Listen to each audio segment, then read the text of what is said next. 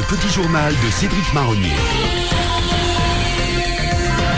Jean-Michel Apathy, bonjour. Bonjour Céline, bonjour Jacques, bonjour à tous, bonjour à toutes. Nous sommes le 10 juin 2010. Bienvenue sur 47 FM. Hier, nous avons appris que Christine Boutin s'appelait maintenant Christine Butin. Christine Boutin percevait un salaire de 9500 € net par mois pour une mission que lui aurait donnée l'Élysée. Alors, monsieur Sarkozy, quel est le but de cette mission? Pouvez-vous nous en dire plus sur cette fameuse mission? Mais monsieur Apathy, c'est une mission sur la mondialisation que je lui ai donnée. Cette mission était une mission secrète. La preuve, jusqu'à cette semaine, personne ne le savait. Alors, c'était bien une mission secrète. Cette mission que je lui ai donnée personnellement, c'est sa mission. Et maintenant, sa mission, c'est de ne pas parler de sa mission. Je n'en dirai pas plus sur cette mission. On a très bien compris, monsieur Sarkozy. Selon le Canard enchaîné, vous lui auriez donné cette mission pour la faire taire et pour qu'elle cesse de critiquer votre politique en vue de 2012. Soyez sérieux, monsieur Apathy. En aucun cas, j'ai essayé de faire taire Madame Boutin. Pour une bonne raison. C'est que Madame Boutin, personne l'écoute. Il n'y a qu'à voir ses scores aux élections. Même Bernadette ne l'écoute pas. Bernadette Chirac? Non, Soubirou. Ah, c'est vrai que Madame Boutin est pieuse. Entre nous, c'est sûr qu'elle est beaucoup plus pieuse que pieux. Ça, c'est pas une rumeur. Monsieur Sarkozy, cette semaine, 34% des Français vous soutiennent sur votre politique. 34% seulement. Vous avez encore perdu 5 points dans les sondages. La cause de cette perte de points est due à la réforme des retraites. C'est vrai que si je continue à perdre des points, je serai le premier à être mis en retraite sans avoir tous mes points.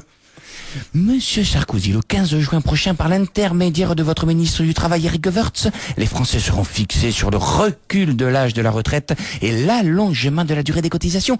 Comment espérez-vous faire passer la pilule? Écoutez, la pilule passera mieux si les Bleus n'en prennent pas une de pilule.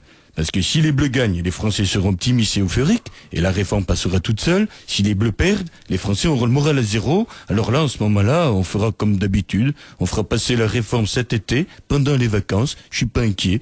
Parce que je ne sais pas si vous l'avez remarqué, monsieur Apathy, mais les syndicats français, ils sont comme les profs. Ils sont 2 mois en vacances l'été, et après ils râlent à chaque année. Chaque année, ils râlent à chaque rentrée septembre, quand le programme est voté. Moralité, quand le vote de la loi fut venu, vous bronziez. Eh bien, taisez-vous maintenant. Monsieur Sarkozy, merci. Bonjour, monsieur Apathy. Bonjour, monsieur Chirac, il n'y a pas de justice cette semaine, je n'ai pas besoin de vos éclaircissements sur une quelconque affaire. Mais si, monsieur Apathy, cette histoire de mission de Madame Boutin, qui doit rendre un dossier sur la mondialisation, que peut-être que c'est même pas elle qui va le rédiger. Cela ne vous rappelle rien? Vous ne trouvez pas cela un peu fictif comme histoire? Comme du déjà vu? Oh, je ne crois pas, monsieur Chirac. Vous savez, contrairement à Madame Tibéri, Madame Boutin, pour son caractère et sa corpulence, est loin d'être fictive. C'est vrai que si on croise dans un couloir Madame Boutin, on se rend bien compte qu'elle est là, et bien là. Mais croiser, monsieur Apathy, ne veut pas dire travailler. Si on se croise les pouces, on ne travaille pas. Et si vous la croisez, Madame Boutin, que lui diriez-vous?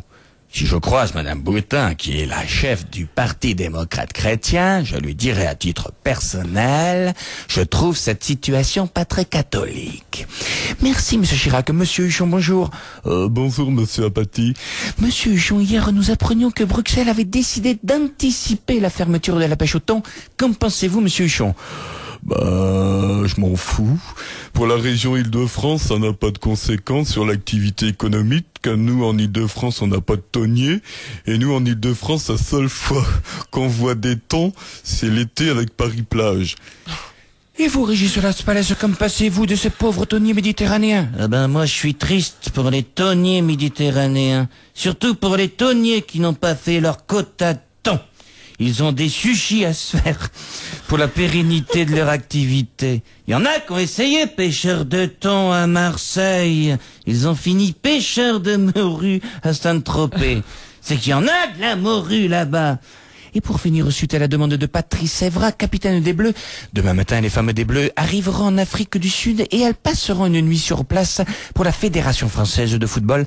Ce déplacement va coûter entre 240 000 € et 300 000 €. Zinedine Zidane, une réaction? 240 000 €, c'est le prix à payer, hein. Vous comprenez mieux maintenant pourquoi la Fédération française de football ferme les yeux quand les joueurs vont aux putes. Ça coûte moins cher, même de luxe. À jeudi prochain, si vous le voulez bien. Bravo, c'était monsieur Cédric Marronnier pour son petit journal en ce jeudi matin sur 47 FM. Le petit journal de Cédric Marronnier.